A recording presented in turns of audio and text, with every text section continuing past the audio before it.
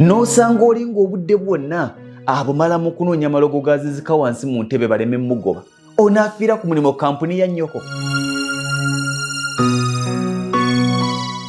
Era nze mulimu ebintu byesikira ku makya kukkiririzaamu olinaga nti nze gwolaba mbadde mu kampuni ino kati nkwata mwaka gwa 3 kati bonna abajja bebandekawo nze gwolaba mbaddewo ffe tukozeramu kati mwakajja gwe yakajja tulina kyotugamba ffe tubaddewo ffe twagizimba mwe mwagizimba naye ozimba ddi eyiyo. Ekyamakulu si myaka gy'omaze ku mulimu, ekyamakulu si myaka gy'omaze ku kyeyo, naye biki byolaga ku myaka gy'omaze ku kyeyo, biki byolaga ku myaka gy'omaze mu kampuni eyo. Njagala kubuuza ekibuuzo, oteekateeka ddi okurezayininga w'okolera? Oba akyogerako ye mulabewo. Okurezayininga w'okolera ojja kiteekateeka ng'otandise okuseetinga w'olaga. Tandika olwaleero bw'oba oyagala okuseetinga w'olaga tandika okujjukira nti enkya toliwo enkya bagoba. Tobeera mu comfort zone olw'okuba bakuwadde woofiisi ennene. Tobeera mu comfort zone olw'okuba kampuni ekuliisa. Tobeera mu comfort zone olw'okuba kampuni ekusuza. Tobeera mu comfort zone olw'okuba kampuni ekutambuza. Tobeera mu comfort zone olw'okuba kampuni ekwambaza. Nze nagoba amasuuti g'okunnyambaza. Mbeera ne suuti zange 2 nga zange.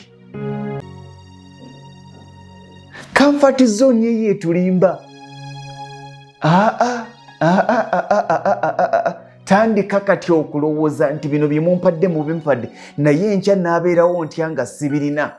Enkya onaabeerawo otya nga tokolera mu kampuni eyo gy'olimu ku lwaleero. Onaasobola okubeerawo? Can you survive nga kampuni eyo teriiwo? Osobola okusurvivinga nga manager oyo taliiwo? Byebintu bye tulina okwebuuza January to December. Bino ebigambo bibi abantu tebaagala biwulira naye ge mazima. Olunaku lw'ofuna omulimu bwe kapa tolowooza bw'ogenda gukuuma ekyo kijja luvannyuma. Tandika okulowooza butya bw'ogenda okubeerawo ng'omulimu ogwo guweddewo. Kitegeeza kikusindika kutandika kikyo. Tebakulimbalimba olw'omusaala omungi gwe bakuwa n'olowooza nti ku mulimu gwa boosi wo we wali enkyayo n'okufaako. Abaana bo tebalisikira bwa maneja bwo.